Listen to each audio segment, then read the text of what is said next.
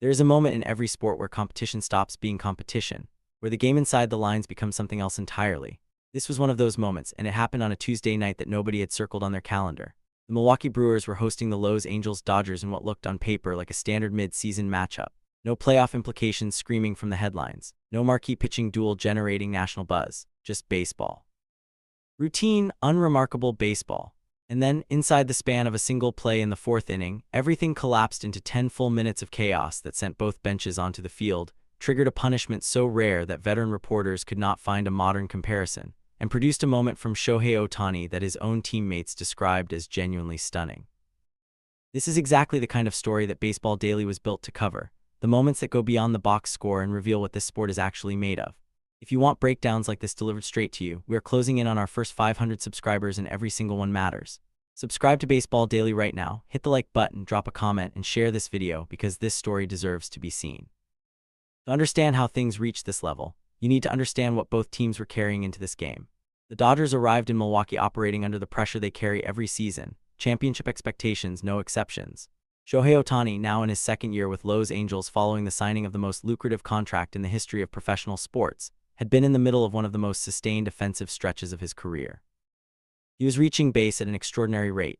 His power numbers were climbing. The rest of the league was watching, and a significant portion of it was deeply uncomfortable with what they were seeing.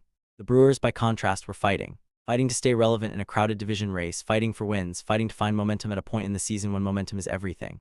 Manager Pat Murphy had spoken publicly in the days before this series about playing aggressive, physical baseball. He wanted his team to play with an edge. That message was heard inside the Milwaukee clubhouse. Unfortunately, one of his players took that message somewhere it had no business going. Panis had been one of Milwaukee's more reliable contributors behind the plate this season.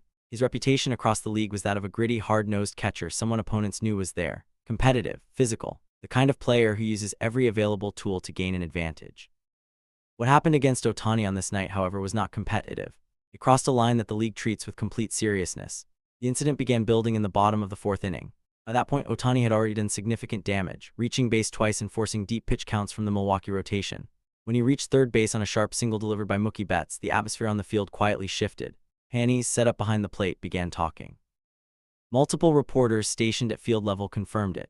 Several Dodgers players who spoke after the game confirmed it further. The words Panis directed at Ohtani were not the standard competitive chatter that catchers used to get inside a hitter's head. They were personal. They were targeted. According to those who heard them clearly, they were exactly the kind of language that the league's formal conduct standards exist to address. Then came the play at the plate. Freeman hit a ground ball that set the scoring play in motion. Ohtani broke hard from third, running at full speed toward home. What Panis did next was the second violation layered on top of the first. Rather than setting up legally to receive the throw and apply the tag, Panis positioned his body to block the plate before he had possession of the ball, a direct violation of the collision rules the league put in place specifically to protect base runners in this exact situation. Ohtani had no clean lane. The contact was hard and jarring. For a brief, terrible moment, the crowd held its breath wondering whether the most valuable player in the sport had just been injured on a completely preventable play. He was not seriously hurt, but the play was immediately flagged by the umpiring crew, and what followed consumed the next 10 minutes. Both benches emptied. Dodgers manager Dave Roberts came out immediately, voice raised, argument direct. Murphy came charging from the Milwaukee dugout. The four-man umpiring crew converged on home plate while replay officials in New York began reviewing every available angle. Players from both sides were on the field, separated by coaches working hard to prevent further escalation.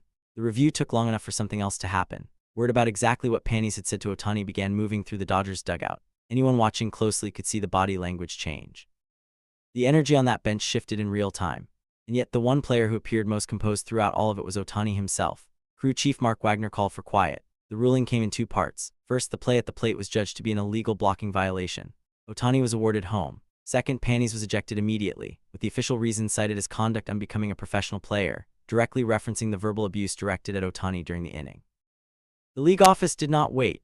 Within hours of the final out, a formal disciplinary statement was released confirming that the incident had been reviewed at the highest level. The punishment was severe by any standard in the modern game. A multi-game suspension was handed down, removing Panis from Milwaukee's active roster at a critical point in the season. A significant financial fine was assessed. And then came the detail that detonated across every baseball platform and sports news outlet within minutes of the announcement. Panis was informed that his jersey number would be formally stripped as part of the disciplinary record. The stripping of a jersey number in an active disciplinary context is not something the league does casually. It is a message, not just to the player receiving it, but to every player in every clubhouse who reads about it. It communicates that consequences can go beyond games missed and money paid, that the league is willing to use every tool available when a player's conduct reaches a level that suspensions alone cannot adequately address. Veteran reporters searched their records for a modern precedent and struggled to find one. Then came the press conference. Pat Murphy stood at the podium with cameras rolling and every word being recorded, and he attempted to blame Ohtani. He argued that Ohtani's conduct on the base paths had contributed to the incident. He suggested the league should be examining both players, not only Panis. He framed the entire situation as a two-sided conflict in which his catcher had been unfairly targeted while the Dodgers' star walked away without scrutiny. The claim landed badly. Reporters in the room pushed back immediately. Former players contacted for reaction pushed back harder. The consensus that formed within the hour was near unanimous. Murphy had badly miscalculated, and in attempting to shift blame onto Ohtani, he had made the situation measurably worse for himself and for the Brewers organization. The league office took note. Officials confirmed Murphy's conduct was being reviewed separately from the Panis ruling. The commissioner's statement carried language that made the league's position explicit.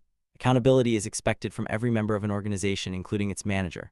While Murphy was at the podium, the cameras had already found something more important. During the height of the chaos, when both benches were still unsettled and the review outcome had not yet been announced, the cameras located Ohtani in the Dodgers' dugout. He was not feeding into the emotional storm. He was calm, focused. And he was talking to his teammates. His words, translated from Japanese and confirmed by multiple sources present, carried a message that those teammates described afterward as stunning in its clarity. He reminded them of who they were as a team. He told them that responding to chaos with more chaos only rewards the people who created it. He acknowledged what had happened without dwelling on it. He made clear that nothing Panis had done, and nothing Murphy was going to say at that podium, was going to change what the Dodgers would do when they stepped back onto the field. Veterans Mookie and Freddie Freeman, players who between them have seen everything professional baseball can produce, were visibly affected. The dugout settled. The Dodgers went out and played focused, disciplined baseball in the innings that followed. They won the game. The final accounting of this night is straightforward. Panis lost his jersey number. Pat Murphy lost his credibility. Shohei Ohtani won the game and handled everything surrounding it with a composure that added one more chapter to an already extraordinary story. The Brewers organization now faces uncomfortable questions about what culture inside that clubhouse allowed a player to behave the way Panis did, and why the manager's first instinct was to attack the person on the receiving end of that behavior rather than address it. If you enjoy real baseball content and breakdowns like this, you'll like what's coming next. Subscribe to Baseball Daily, share this video with anyone who follows the sport, and tell us in the comments, was the punishment handed to Panis proportionate? Should Murphy face formal consequences for his press conference comments? And how do you read the way Ohtani handled everything from the moment that play happened to the final out? The comment section is open. This story has more angles than one video can hold.